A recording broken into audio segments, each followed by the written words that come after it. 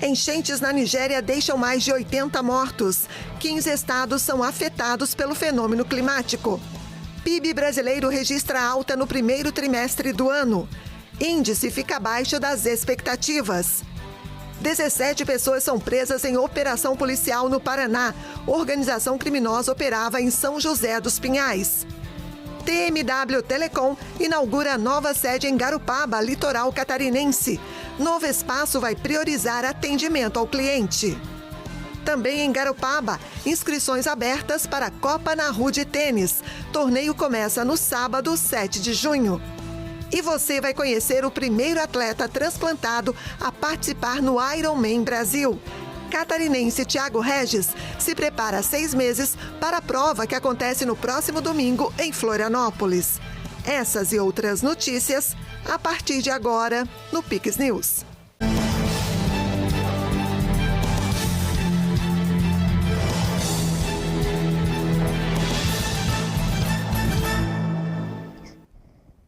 Olá, sejam todos bem-vindos ao Pix News desta sexta-feira, 30 de maio. Agora, 8h02, nós estamos ao vivo. A Polícia Civil do Paraná prendeu 17 pessoas durante uma operação deflagrada contra uma organização criminosa que atuava em São José dos Pinhais, na região metropolitana de Curitiba. A ação aconteceu na manhã desta sexta-feira. Durante a operação, foram cumpridos 10 mandados de prisão preventiva e 7 de busca e apreensão. Entre os presos estavam indivíduos pertencentes a organizações criminosas de atuação nacional.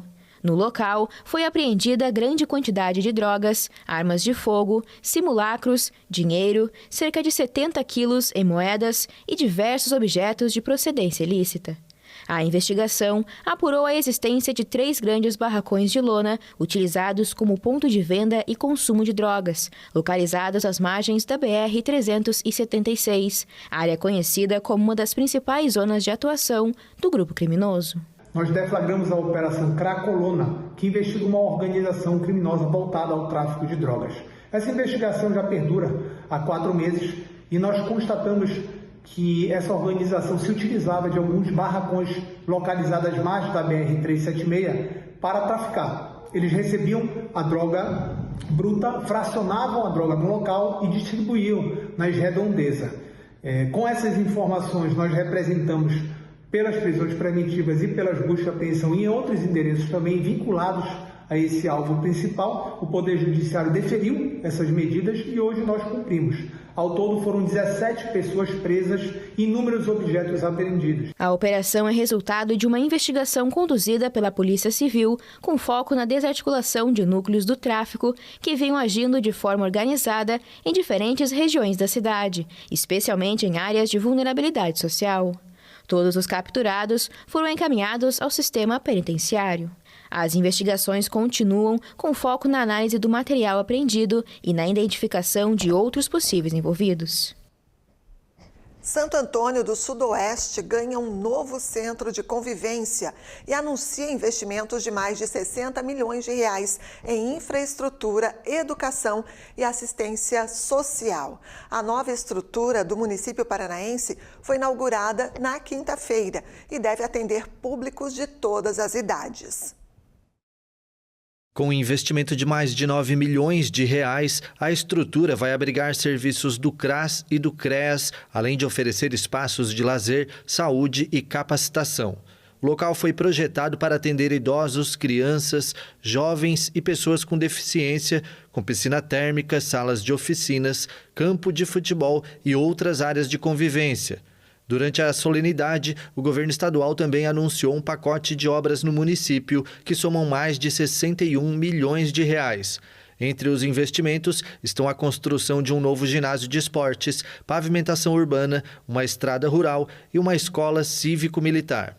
A importância é muito grande, é uma obra significativa, são mais de 9 milhões de reais investidos nesse complexo. Vai atender a assistência social, o CRAS, o CREAS, também as crianças e principalmente os idosos. Nós queremos fazer aqui a creche do idoso, onde o idoso pode vir aqui e desfrutar do salão de eventos, do salão de jogos, da academia que nós vamos instalar aqui, do Pilates, das oficinas e principalmente da piscina, que será térmica e aquecida com hidromassagem para atender a terceira idade. Enfim, aqui será um complexo para atender a assistência social e aos idosos do município de Santo Antônio. O novo ginásio deve receber mais de 12 milhões de reais em investimentos e terá capacidade para 3 mil pessoas, com auditório e alojamento. Já as obras de pavimentação vão abranger mais de 10 quilômetros de estradas, integrando comunidades rurais ao centro urbano. O Colégio Cívico-Militar, em fase de licitação, terá 12 salas de aula, laboratórios e infraestrutura completa para atender cerca de 400 estudantes. As obras fazem parte de um plano estadual que busca melhorar o acesso a serviços públicos e ampliar as estruturas de apoio social e educacional no interior do estado. O Instituto Brasileiro de Geografia e Estatística divulgou informações nesta sexta sobre o Produto Interno Bruto, o PIB. De acordo com o órgão, o primeiro trimestre foi de alta no Brasil. A economia brasileira cresceu 1,4% no primeiro trimestre de 2025, em relação aos 3 meses anteriores de 2,9% na comparação anual. O resultado ficou ligeiramente abaixo das expectativas do mercado, que esperava uma alta de 1,5%.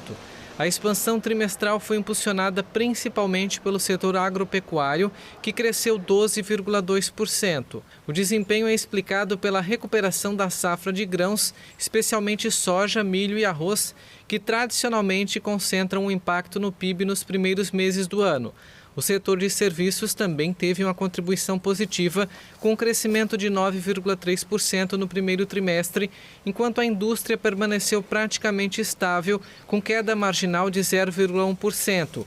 Economistas projetam uma desaceleração nos próximos trimestres, devido ao fim do boom agrícola e à manutenção das altas taxas de juros. Para todo o ano de 2025, o mercado financeiro espera um crescimento de 2%, de acordo com a pesquisa Focus do Banco Central, enquanto o governo projeta 2,4%. Em Santa Catarina, a empresa TMW Telecom inaugurou a nova sede na cidade de Garopaba. O novo espaço de atendimento aos clientes abriu nesta sexta. Localizado neste prédio, na rua Paulino Furtado, próximo à rótula de acesso à Praia da Ferrugem, às margens da rodovia SC434, o novo espaço conta com estrutura ampla, mais moderna e traz mais conforto ao atendimento de clientes e parceiros. Autoridades, funcionários, clientes e fornecedores marcaram presença na inauguração na manhã desta sexta-feira. A partir de agora, o atendimento físico para clientes de Santa Catarina será no novo endereço, que funcionará de segunda a sexta-feira, das 8 da manhã até as 6 da tarde, e também contará com atendimento aos sábados pela manhã e tarde. Com mais de 2 décadas de atuação no Rio Grande do Sul, a TMW Telecom chegou em Garopaba em 2016, sendo o primeiro provedor a oferecer fibra ótica na cidade, operando ainda em bairros de Imbituba, Paulo Lopes e Palhoça, na região das praias. Com a atuação em mais de 25 municípios gaúchos, atua com internet banda larga, telefonia fixa, TV por assinatura e streaming, além de serviços corporativos. É isso aí, parabéns e sucesso à TMW Telecom.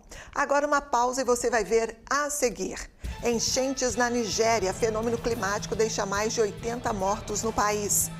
Inscrições abertas para a Copa Nahu de tênis em Garopaba, litoral sul catarinense. Torneio começa no sábado, 7 de junho. E ainda, catarinense será a primeira atleta transplantado a participar do Ironman Brasil em Florianópolis. Voltamos em instantes.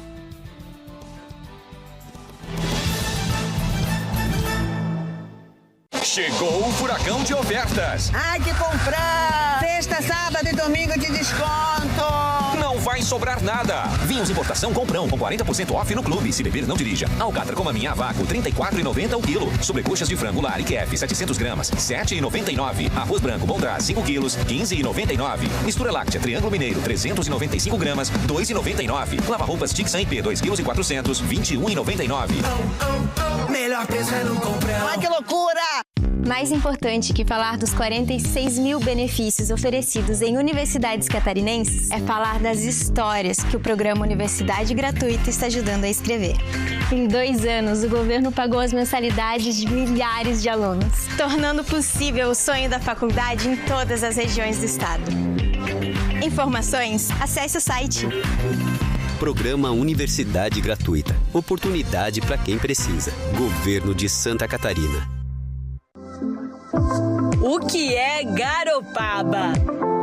É luz, é verão, é esporte, é música, é tainha, é tempero, é história, é encanto, é tradição, é cultura, é pra criança, é pra família. Garopaba é a Garopaba. Venha viver de perto. Hoje eu vou te mostrar qual é a boa em Santa Catarina. 20 centímetros de qualidade. Essa é a boa. E esse trecho tá aqui, é um tapete. Olha aqui. Um investimento gigante. Já são mais de 50 obras e ainda tem muito trabalho pela frente. Escuta aí o que o povo tá achando do Estrada Boa. Estrada Boa vai trazer desenvolvimento. Agora o negócio tá indo. Patrola trabalhando, os caminhões. Melhor ideia que tiver de fazer de concreto. E com certeza vai melhorar para todo mundo. Estrada Boa, Governo do Estado de Santa Catarina. Estamos de volta agora, 8h13. Pelo menos 88 pessoas morreram em enchentes repentinas no centro da Nigéria. Equipes de resgate continuam a busca por desaparecidos e o número de vítimas pode subir. De acordo com as equipes de emergência, o balanço de vítimas ainda não é definitivo. As buscas por desaparecidos continuam na região. As fortes chuvas torrenciais atingiram a localidade de Mokwa na noite de quarta e destruíram casas inteiras e causaram mortes e desaparecimentos.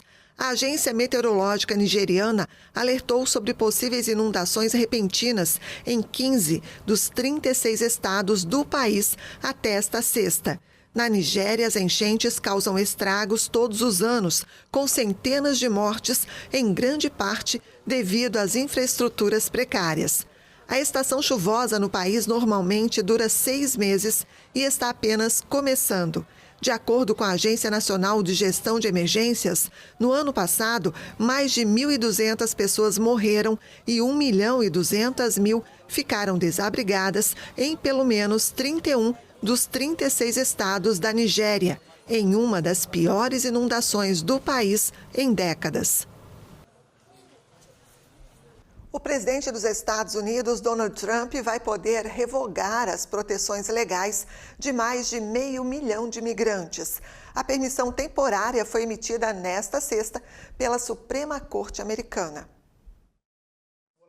A decisão autorizou o governo a revogar o status legal de 532 mil migrantes que contavam com uma permanência temporária. O máximo tribunal atendeu ao pedido apresentado pelo governo de suspender uma ordem judicial da instância inferior que o impedia de encerrar as proteções humanitárias para imigrantes de 4 países: Cuba, Haiti, Nicarágua e Venezuela. Estes migrantes chegaram aos Estados Unidos sob um programa lançado pelo ex-presidente democrata Joe Biden. A decisão da Suprema Corte é temporária, enquanto o caso continua sendo julgado em um tribunal de apelações. O programa de liberdade condicional permitiu a entrada nos Estados Unidos por 2 anos para até 30 mil migrantes por mês dos 4 países, que têm históricos sombrios de direitos humanos. Mas com a linha dura em relação à imigração, o governo de Donald Trump tem se movimentado para derrubar essas proteções em batalhas judiciais que chegaram à Suprema Corte no início deste mês. O tribunal é atualmente dominado pelos conservadores. 2 juízes discordaram com a decisão, alertando para as consequências devastadoras de prejudicar as vidas e os meios de subsistência de quase 500 mil de não-cidadãos, enquanto os processos judiciais estão pendentes. Os tribunais inferiores, que proibiram o governo de revogar o status dos migrantes, argumentaram que ele estava agindo com base em uma interpretação falha da lei de imigração. Trump fez campanha para a Casa Branca, prometendo deportar milhões de imigrantes sem documentos. Entre outras medidas, ele invocou uma obscura lei de guerra para transportar centenas de supostos membros de gangues venezuelanas para uma prisão de segurança máxima em El Salvador. O ministro da Defesa israelense prometeu construir um Estado judaico-israelense na Cisjordânia ocupada. A ocupação da região é considerada ilegal pelo direito internacional. O ministro da Defesa israelense fez a declaração um dia depois de o governo anunciar a criação de 22 novos assentamentos neste território palestino. Os assentamentos israelenses são considerados ilegais pelo direito internacional e são regularmente denunciados pela ONU. Esta é uma resposta decisiva às organizações terroristas que estão tentando ferir e enfraquecer nosso domínio nesta terra. Também é uma mensagem clara ao presidente da França e seus parceiros. Eles vão reconhecer um Estado palestino no papel, mas vamos construir um Estado judeu-israelense aqui no território. O presidente francês Emmanuel Macron declarou nesta sexta que o reconhecimento de um Estado palestino não é simplesmente um dever moral, mas uma exigência política. A declaração ocorre antes de uma conferência da ONU sobre o tema em junho. O secretário da ONU, Antônio Guterres, denunciou na quinta o anúncio de novos assentamentos na Cisjordânia, território ocupado desde 1967 por Israel, cujas atividades de colonização representam um obstáculo à paz e ao desenvolvimento econômico e social.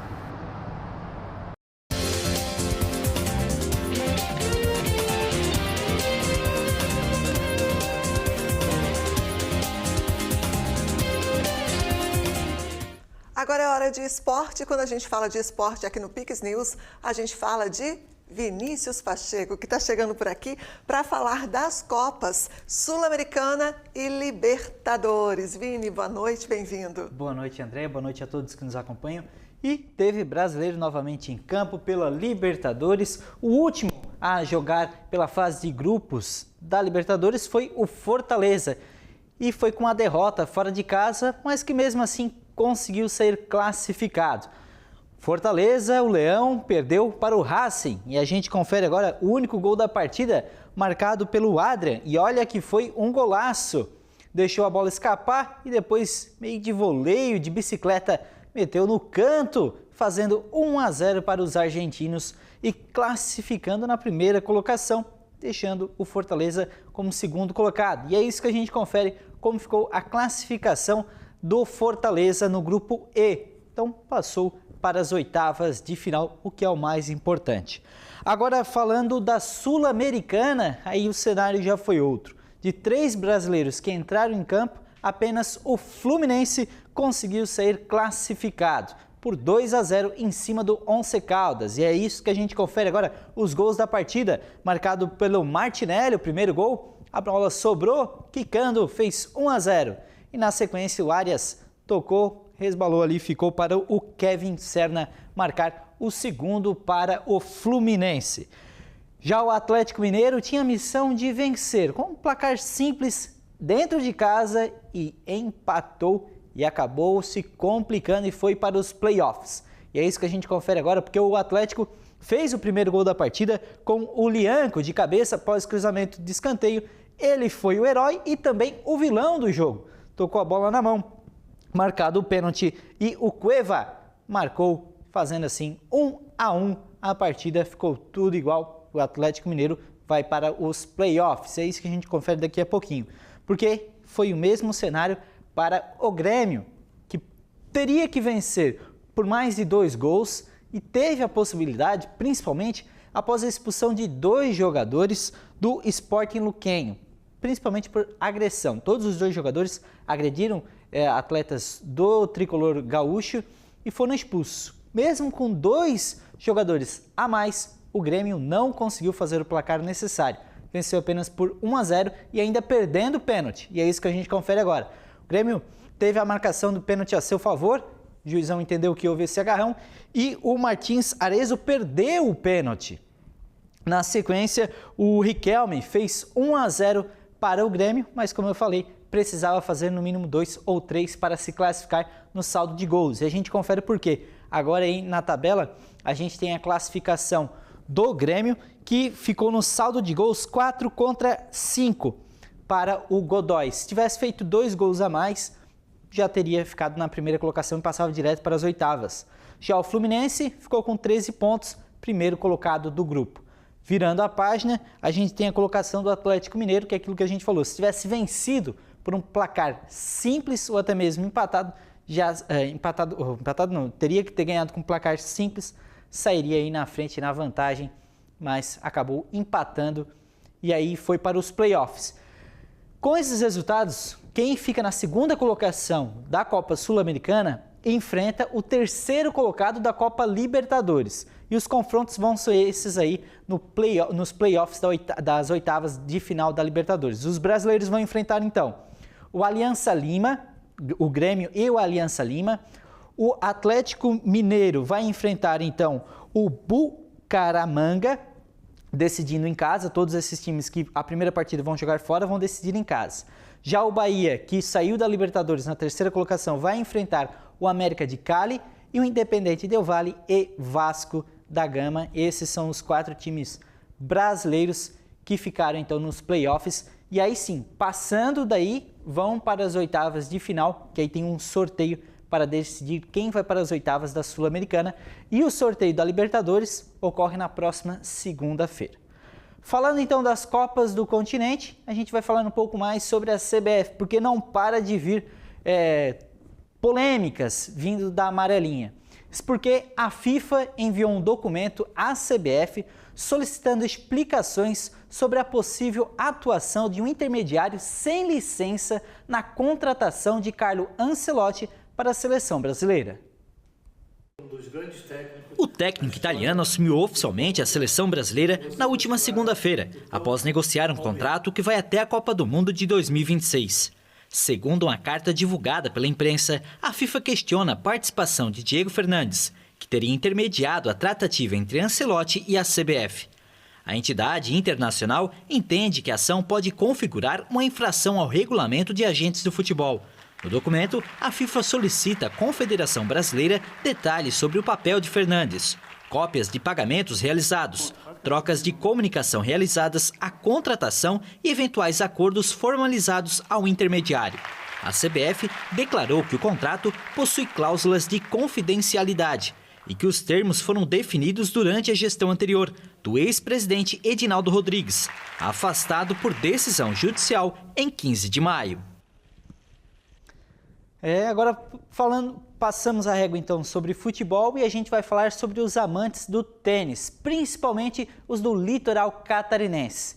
Isso porque faltam poucos dias para começar o torneio de tênis mais tradicional de Garopaba. E as inscrições para a Copa Nahu vão encerrar na próxima quinta-feira.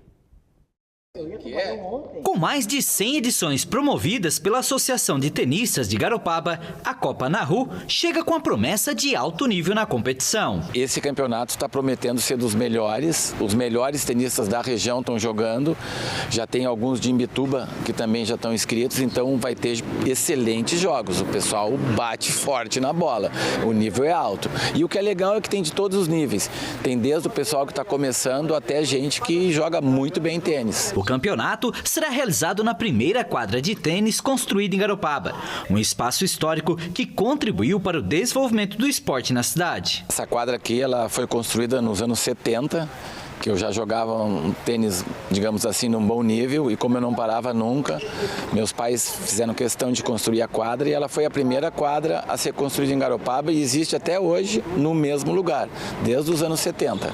O tênis de Garopaba começou a crescer bastante, né? Eu joguei profissional há muitos anos e eu senti a necessidade de, como tinha muita gente, fundar uma associação.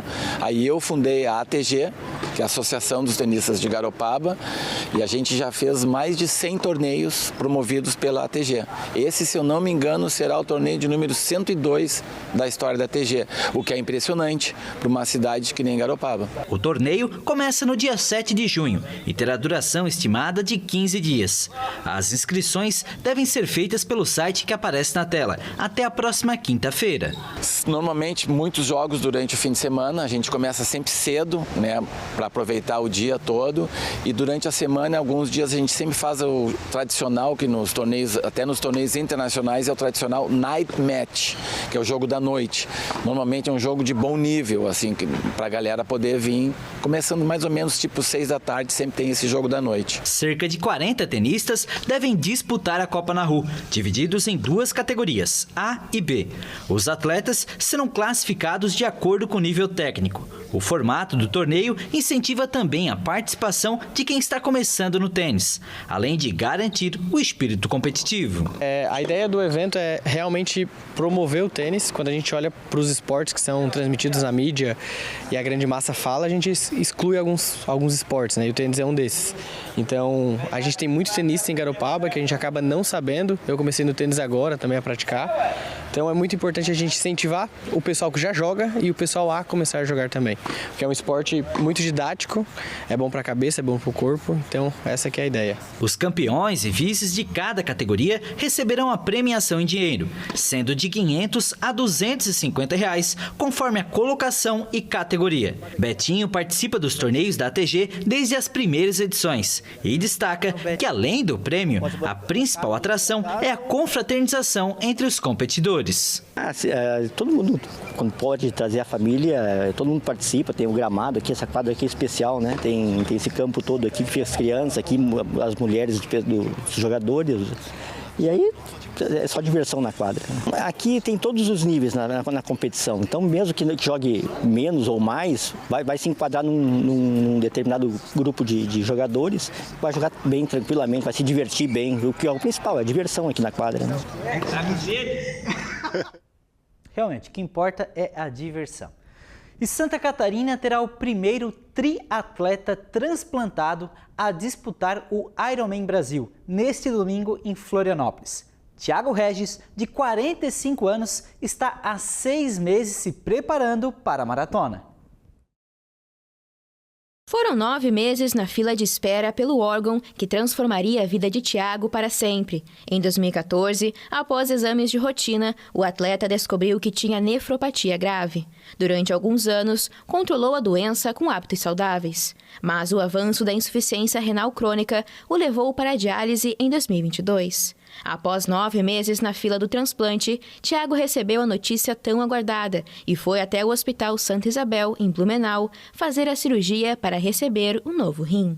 Ao mesmo tempo que é muito feliz, que me promoveu uma vida nova, né, com mais qualidade, é uma responsabilidade muito grande, né, porque, enfim, no momento de muita dor de alguma família, que foi a morte de alguém, eles tiveram a nobreza e a grandeza de doar os órgãos dessa pessoa, não só para salvar a minha vida, mas provavelmente de muitas outras pessoas, né? Então, eu guardo comigo essa responsabilidade diária de cuidar desse rim, dar valor a esse rim, para que ele dure muitos e muitos anos aqui comigo. Após longo período lutando contra a doença, Thiago superou as dificuldades e afirma que passou a dar ainda mais valor à vida após o transplante. Quando eu tive o diagnóstico, no primeiro momento foi aquele choque, aquela negação.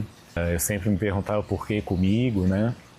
Mas chegou um momento que eu tive que aprender a conviver com essa doença, que faz parte de mim, que vai fazer parte o resto da vida. Então, a gente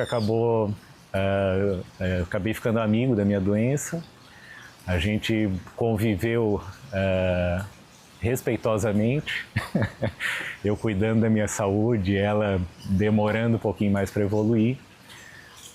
Então, ao mesmo tempo que foi um choque inicial, depois eu aprendi a dar muito mais valor à vida, né? Porque quando você tem um diagnóstico de uma doença que é muito grave, você passa a dar muito valor à vida. E depois do transplante eu dou ainda mais valor. Agora, a expectativa é o Ironman. O atleta se prepara para a prova de longa distância desde que começou a praticar o triatlon há 6 anos.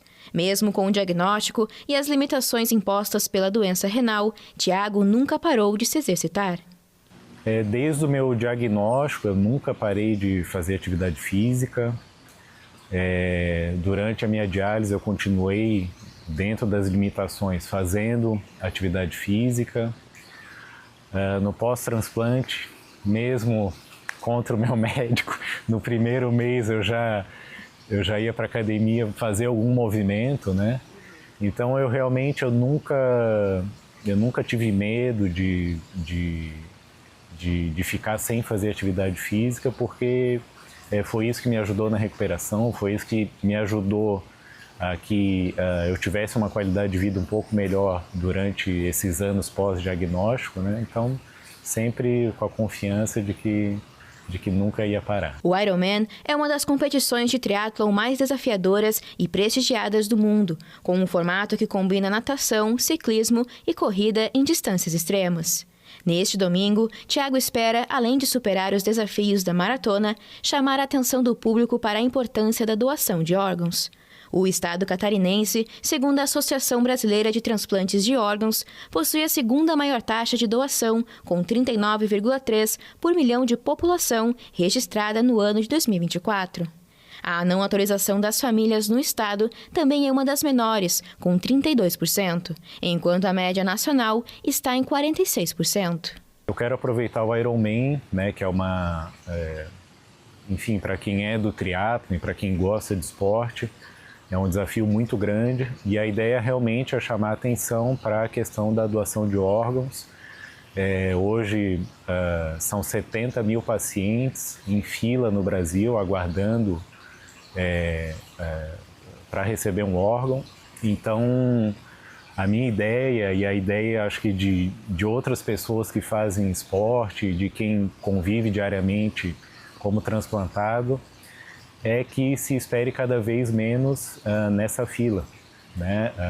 Quanto mais gente à disposição para doar os órgãos e comunicar suas famílias ainda em vida, melhor para quem está em fila. Todas as pessoas podem doar órgãos e tecidos, sem a necessidade de deixar por escrito. Assim, é só comunicar à família sobre o desejo da doação, pois ela só acontece após a autorização familiar.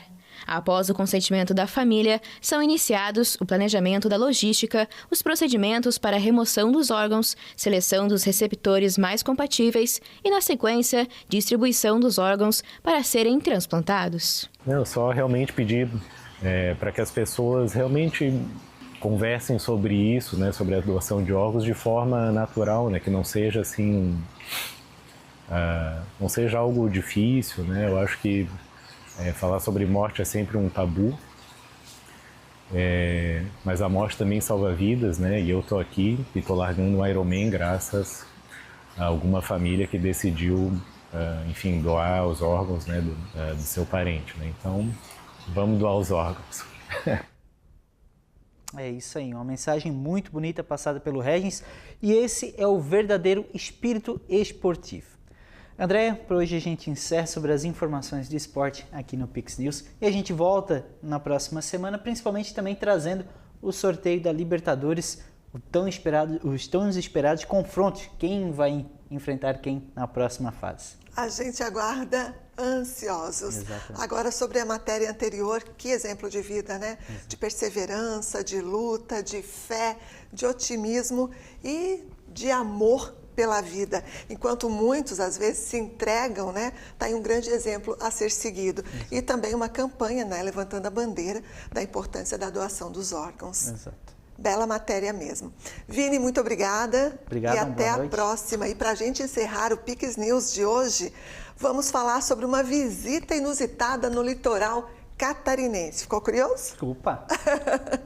É isso aí, a gente encerra então o Pix News desta sexta com imagens das primeiras baleias francas avistagens no litoral sul catarinense nesta temporada.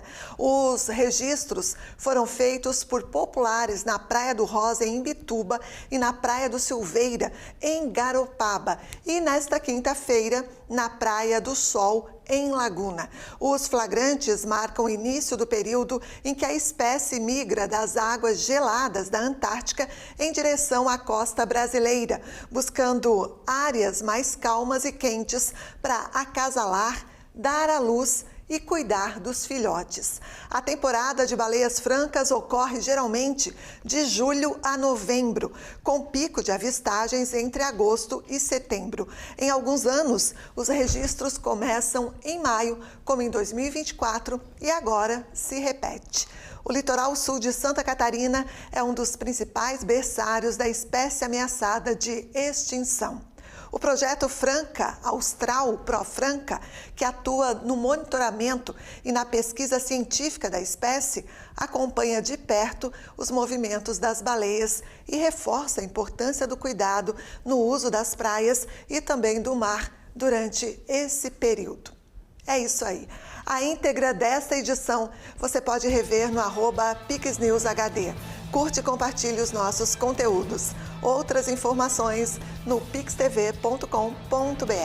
Fique agora com o CinePix. Bom fim de semana a todos. Lembrando, segunda-feira o Pix News será apresentado por Tiago Pereira. A gente se encontra na terça. Até lá. Pix TV, conectando você ao melhor conteúdo todo dia.